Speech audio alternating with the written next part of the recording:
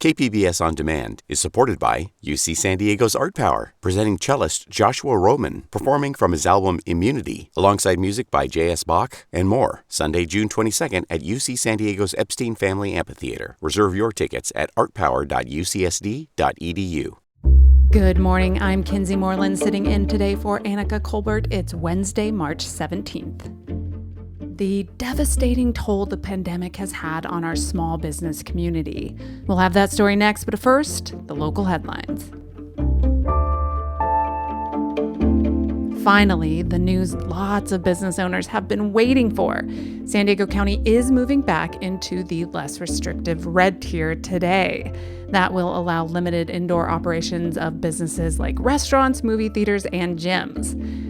The county's testing positivity rate is now at 6.8 per 100,000 residents, which is indeed low enough to move us out of the purple after months being stuck in the state's most restrictive tier. And the Board of Supervisors unanimously agreed yesterday to ask the state to let a local school that houses and educates foster youth to stay open for a bit longer. The San Pasqual Academy in Escondido is slated to close in October due to a change in state and federal funding plus declining enrollment. Described as a first-in-the-nation residential educational campus designed specifically for foster youth, county supervisors said they will ask the state to keep the school open through June of 2022. Okay, so in case you missed the news, California on Monday opened the coronavirus vaccine to those with high-risk medical conditions, including those who are overweight. And San Diego County's definition of overweight is actually far more liberal than the state's definition. And that means lots of San Diegans now qualify for the vaccine. Pro tip, if you go online, search for a BMI calculator, input your weight and height, you might get a result that is higher than 25. And if you do, you qualify for a vaccine. Honestly, folks, a BMI of 26 or 27, you probably don't even look overweight. So even if your ego is standing in the way, you might want to just run the numbers, double check. I personally know a lot of people who've got their first shots this week through San Diego's loose definition of overweight. The Centers for Disease Control and Prevention, of course, says people who are overweight have an increased risk when it comes to COVID-19. From KPBS, you're listening to San Diego News Now. Stay with me for more of the local news you need.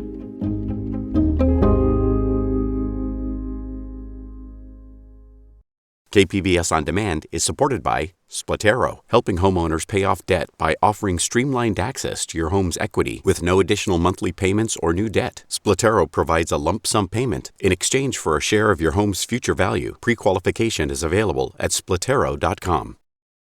As part of our series, Pandemic Life 1 Year On, KPBS Investigates reporter Claire Trageser tells us about the devastating toll the pandemic has had on small businesses.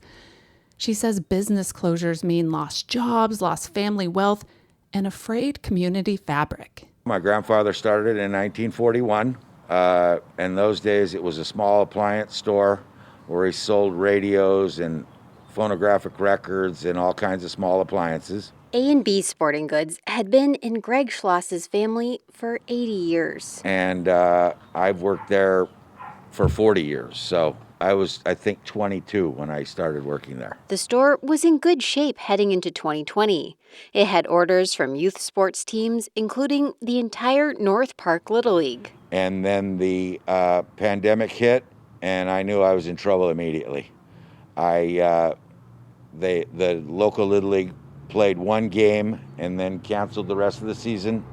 All the high school sports were closed, and I knew I was in trouble. But I tried to keep a positive attitude and work my way through it. But, I knew that I was going to have to make a difficult decision, and I waited all the way till the end of the year to, make the decision that I needed to make. In January, he closed A&B's doors. Stories like Schloss's have become all too familiar during San Diego County's pandemic year. Thousands have closed for good, while countless others are barely holding on as they ride a roller coaster of openings and closings. COVID-19's final toll on San Diego's economy will take years to calculate, says Eduardo Velasquez, the research director at the San Diego Regional Economic Development Corporation. It may very well be that we won't actually know for a long period of time really how big the impact has been in terms of the permanent firm closures and the true job losses associated with that. But he says a few trends are already clear. Retail and hospitality will be impacted the most, and small businesses are more likely to fall into those sectors. The typical small business really only has about 14 or 15 days of cash on hand to cover their operations. So what that means is if they have to shut their doors or stop serving their customers for more than 2 weeks, they burn through all their cash reserves, and all of a sudden they're behind on every bill that they have to pay. This, of course, means massive job losses. Since February 2020, 580 businesses have notified the San Diego Workforce Partnership of layoffs or furloughs, accounting for 90,000 employees.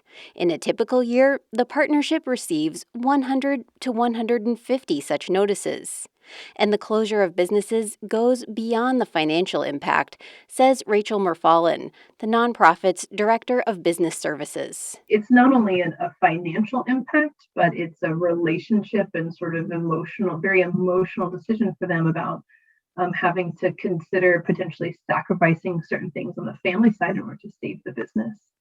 And there have been quite a few business owners who have made significant personal investment back into their business to keep it running. That's true of Veronica Dempsey, who owns the massage business Nola San Diego in the East Village. I've got 3 daughters, and I had to dip into their college fund a little bit. And I'm just like, okay, well, this has to stop because I can't bankrupt my family with no other answers. And Maribel Estrada, who owns El Toro Grill Taqueria in City Heights. She says she's barely holding on, but wants to keep the business to pass on to her children. So they can grow up with the business and they can continue and having something. Doesn't mean that they have to be in a restaurant all the time and not getting a career, but they have something already so they can start, Family businesses are a big source of generational wealth, particularly for immigrants and ethnic minorities, says Juan Pablo Pardo Guerrera, an associate professor of sociology at UC San Diego. They're better at spanning local networks, so they're better at communicating with people inside the neighborhoods, for example, and attracting customers on the basis of the connections that families have made. And they do not require massive capital investments. So part of the advantages of small businesses is that they become assets and they can be passed on to other generations as assets. This is not the same as with employment. You can't sort of leave your job to your kids. And like with so many of the ills brought by the pandemic, businesses owned by people of color have suffered disproportionately. A nationwide study found that since the onset of the pandemic, Black and Latino business ownership dropped by 41% and 32% respectively. Meanwhile, white business ownership dropped by 17%. Businesses owned by minorities tend to have less resources. So in a moment of crisis, they're less likely to survive. When businesses like Estrada's City Heights restaurant close, the impact on the neighborhood goes far beyond the services they provide, Pardo Guerra says. So this is something that will and can possibly fundamentally reshape the way we experience the city. Neighborhoods that have more small businesses that are owned by Black and Hispanic owners will likely see more businesses that fail because of how the crisis is affecting them. And that means less revenue generation in those particular neighborhoods. It means less services for people who live in those neighborhoods, also less availability of local employment. And all these negative economic outcomes in the long run translate into or lead to sort of worse educational outcomes, worse career prospects. The pandemic and its massive upheaval of small businesses should be a wake-up call and a chance for regional leaders to show they value those businesses, says Enrique Gandaria, the director of the City Heights Business Association. We want dynamic communities with many different types of businesses. We tend to forget that small businesses are the biggest employer in this country, bigger by far than any other corporation. And so we can't ignore them. We need to support them. For Schloss, the owner of AB Sporting Goods, it's too late. He was unable to get a PPP loan because he didn't have any employees. And while he got $3,000 in a city small business grant, that covered less than 1 month's expenses. His store in North Park now sits vacant, and he's left wondering what to do next. I thought that I would feel much differently than I do now. I thought that I would feel like there's a huge weight being lifted off of my shoulders, and it has been financially. But as far as knowing what's next for me, I feel like I'm floating around in a boat to a certain extent because I'm a routine-oriented person. I went to the store every day at 7:30 in the morning for 40 years. So that's a difficult routine to stop all of a sudden. And that story from KPBS investigative reporter Claire Trageser. Claire also teamed up with KPBS video journalist Nick McVicker to produce a collection of really powerful first-person stories from local business owners. Today, we hear from Veronica Dempsey. She's an Army veteran who owns the massage therapy business NOLA in San Diego's East Village. During a deployment, I was injured, and that injury pretty much ended my career. A friend of mine was like, well, come on, let's do yoga because yoga fixes everything. And I was like, okay, let's do yoga. So I did it, and I struggled through the entire class, and I was upset and angry. And the yoga instructor comes outside, and he was like, I'm also a massage therapist. I was 7.5 months pregnant, and I came home one day, and I looked at my husband, and I'm like, we're starting a business. And he was like, what? When? Where? And I was like, now. I'm finding a place today. So we got all our stuff in here. We moved in here. Everything was perfect. And then the world stopped.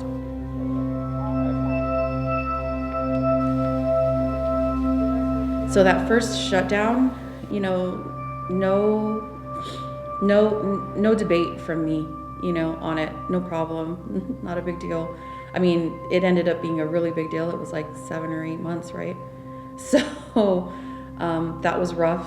And then we got like a glimmer of hope around Thanksgiving. Christmas is a huge time for us. And then, with Valentine's Day around the corner, it's huge, huge, huge time, right? So we invested thousands of dollars to prepare for Christmas. It was amazing. And we were open 3 days in December. I mean, people, I feel like overuse the word essential, but massage is essential for people. I had clients calling in tears, crying, please, come to my house, do something because they live with chronic pain, and that's what we deal with.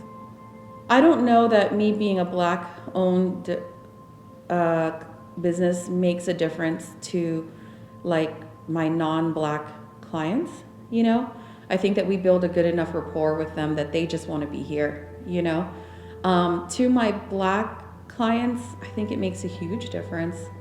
To be honest, it's just about trust. It's about people understanding. I'm a disabled veteran, right? So I was using my disability to try to pad, just so that I wasn't like $20,000 in back rent, because I had the hope of being able to open back up one day. And doing that, I can't lie, I was dying a little inside every time I wrote that check because I was wondering if I was throwing this money away, and I didn't even know if we would ever open again. And then it got to a point where maybe once or twice I had to like dip into like my kids' college fund. I've got 3 daughters, and I had to like dip into their college fund a little bit. And I'm just like, okay, well, this has to stop because I can't bankrupt my family with no other answers.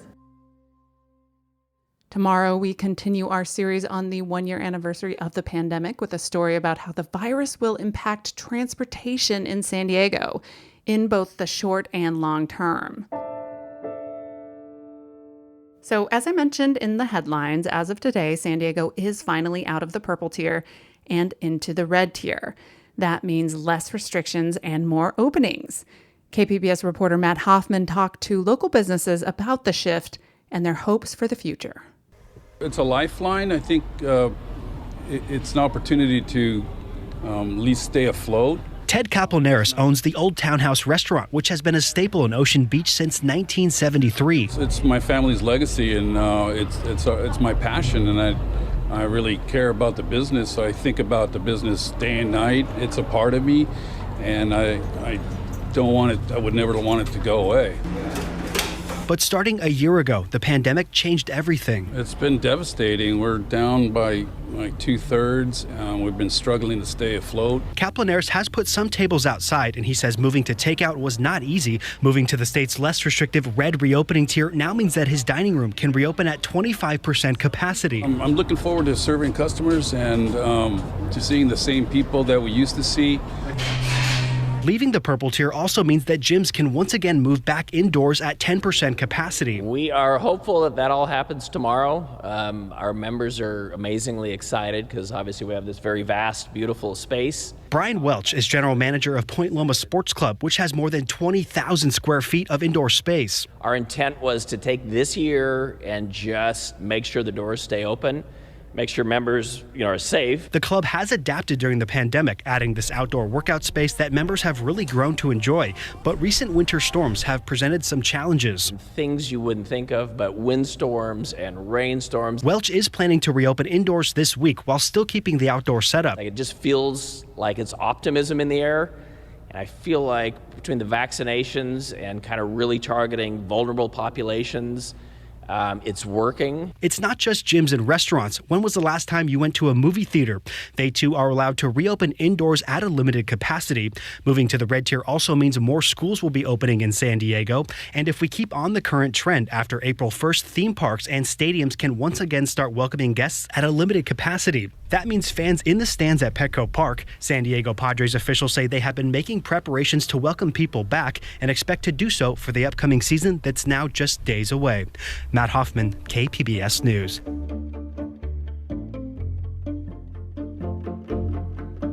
Coming up, asylum seekers camped out at our border. That story after a quick break.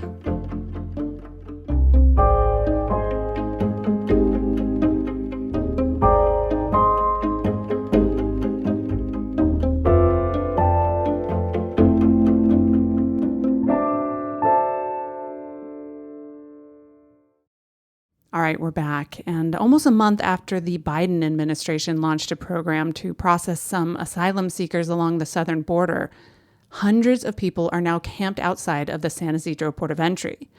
KPBS reporter Max Rivlin-Nadler spoke with people there as they waited for their chance to claim asylum. Then he sat down with KPBS Midday Edition host Maureen Cavanaugh to unpack the story. Marjorie Rosales has been living in Tijuana for a year after fleeing Honduras with her daughter. Almost a month ago, she told me she would stay outside the San Ysidro port of entry for as long as it took for the Biden administration to allow her to claim asylum in the U.S. Last Friday, she was still there. KPBS On Demand is supported by the San Diego County Toyota dealers, presenting the new 2025 Camry with refined design and performance. Visit your local Toyota dealer to learn more about all the features the new 2025 Camry offers. The San Diego County Toyota dealers. We make it easy. She said it's been tough because of the rain. Her clothes are now wet. There's been freezing temperatures at night and in the morning. Rosales is not alone. Hundreds of other asylum seekers are now camped out at El Chaparral, a plaza on the Mexican side of the San Ysidro port of entry. They're some of the thousands of asylum seekers stuck in Tijuana, who have been prevented from applying for asylum in the United States because of a Trump-era rule barring their entry. The Biden administration, for the most part, has kept that rule in place, citing the pandemic. That leaves thousands of asylum seekers, many who don't qualify to be processed under the Biden program, without any idea of when they'll be allowed into the U.S., and camping out, waiting for information. those that have decided to remain to stay are going to remain until they have answers. Ian Philibom is with Innovation Law Lab, which advocates on behalf of asylum seekers. The absence of a coordinated dissemination and distribution of information about what that might look like is the number one reason that this camp currently exists. On Friday morning at the camp, there was a flurry of activity.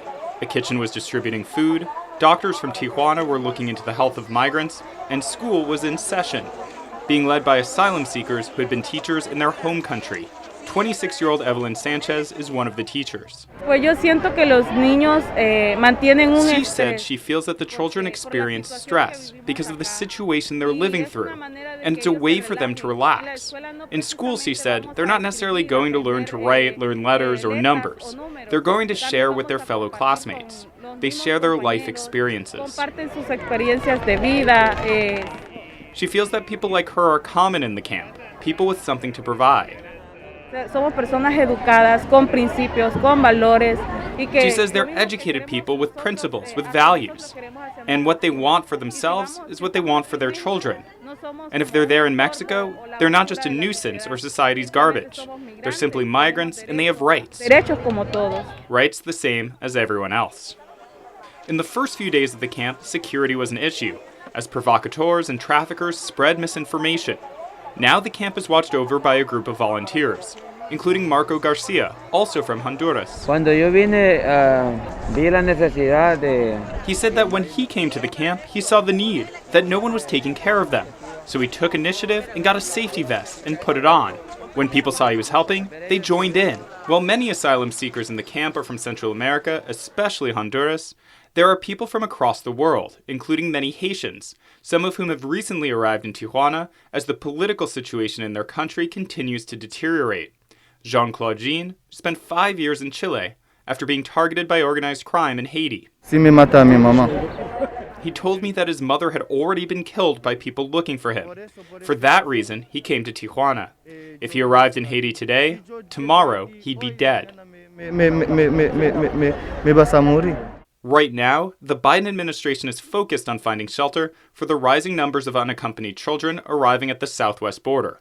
I asked Marjorie Rosales, who wants to be at the port of entry the second a change in policy is announced, if she would ever think about sending her young daughter, Angie, ahead without her. That's why she's here, she told me, to be legal. She's asking for help, and she's asking that Biden help her, her daughter, and every one of them there. She thinks that her daughter and her are in danger in Honduras, and are very afraid of going back. She tells me she wants help, or just some sort of plan, to come soon. Joining me is KPBS reporter Max Rivlin-Nadler. Max, welcome. Good to be here. Now, the woman you profile in your story, Marjorie Rosales, is now living in a camp by the San Ysidro border. Where had she been living in Tijuana before this vigil? So she had been living in a series of shelters. She had been selling ice cream on the street. It was a very marginal and insecure situation, but she had given that up over 3 weeks ago now to come to the border under the impression that she would be able to apply for asylum, or at least get on a list that would help her apply for asylum. That had been the informal way that people had gotten online to wait for asylum before the Trump administration effectively closed the border a year ago. I think the status of the Biden border reforms is confusing at this point. There are some asylum seekers who've been allowed entry into the U.S., isn't that right? Yeah, and it's not only confusing to us, it's confusing to asylum seekers as well. So the only people right now along the southwest border who can apply for asylum are people who have been sent back under the Remain in Mexico policy. This is ironic because the Remain in Mexico policy actually effectively ended asylum for a lot of people by saying that they had to stay in dangerous border cities while their court cases were processed in the United States. So only those people can apply, and right now the numbers are still pretty low. Just a couple hundred people have been processed at the San Ysidro port of entry, and there's still thousands and thousands more that are waiting to be processed. People who are not put in Remain in Mexico and people who have asylum claims that basically have never been interacted with by Customs and Border Protection, they're not eligible right now to apply for asylum because the border is still closed under this thing known as Title 42. So a lot of the people that are at this camp have never applied for asylum before. Right, and instead of the administration's attention being at San Ysidro or towards asylum seekers, right now it seems to be finding a way to house the increased number of unaccompanied children at the border. Can you tell us about that situation? Right. So one of the major changes that the Biden administration has already done is that they are no longer under Title 42, returning the vast majority or a good number of unaccompanied children back to Mexico. Under the Trump administration, under Title 42, if you were a child, no matter what age, the vast majority were just turned back to Mexico or turned back in other parts of Mexico. Right now, a lot of children are getting through. The big issue is that Border Patrol does not right now have the facilities to house this many children. So a lot of attention is being paid to the conditions once again, where it seems year after year, there is a surge of children at the border, and Border Patrol says they're not ready for this situation. And this has a lot of people asking questions. Why don't we learn from the last few times that this happened over how we can surge resources to the border to allow for accommodations for children?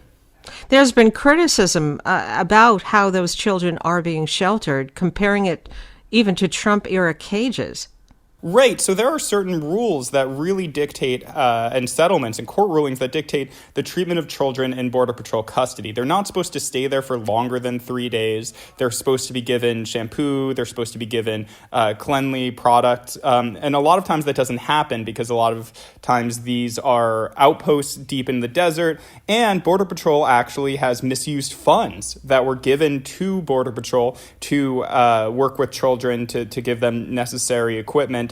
And spending it instead on things like ATVs and kind of gizmos and gadgets for Border Patrol agents. So that was direct funding that Congress had given them that they misspent. So now these children are staying in these Border Patrol facilities that aren't equipped, and then they're right now the Biden administration is trying to find a way to get them out of that sooner, because for a lot of these kids, if they're 8, 9 years old and you get asked, hey, where's your family in the US? It's going to take a while to figure out how to reconvene you with your family or get you to a sponsor, and you're going to have to be in government custody for much longer than 72 hours. Now, when it comes to the people now waiting in the migrant camp near the San Ysidro border, is there really no U.S. plan right now to accept these asylum seekers?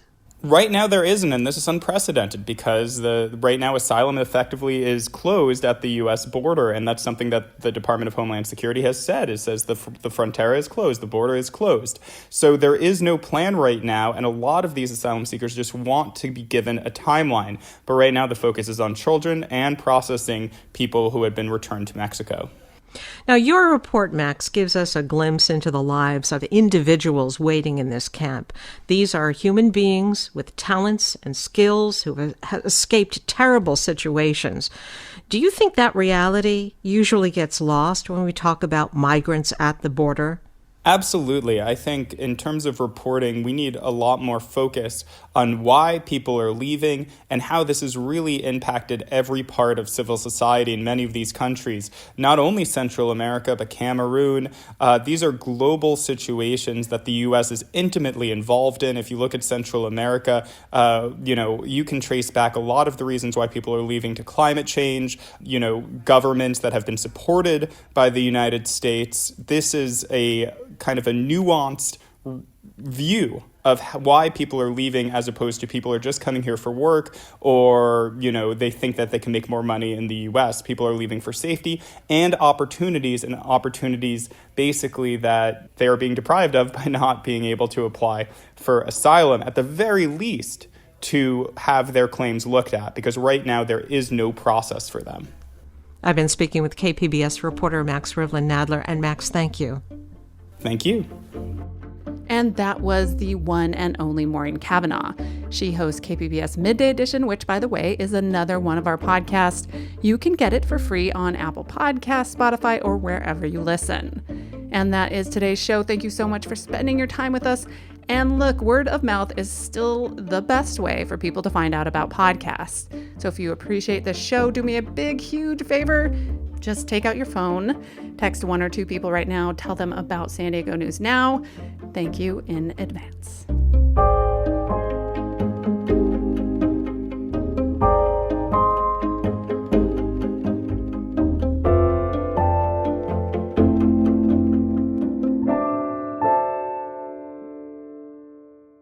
KPBS On Demand is supported by Latino Legacy Foundation, presenting their Storyteller series, Reach for the Stars with Ellen Ochoa, the first Latina astronaut, former NASA director, and San Diego native, Sunday, June 29th. More at latinolegacyfoundation.org.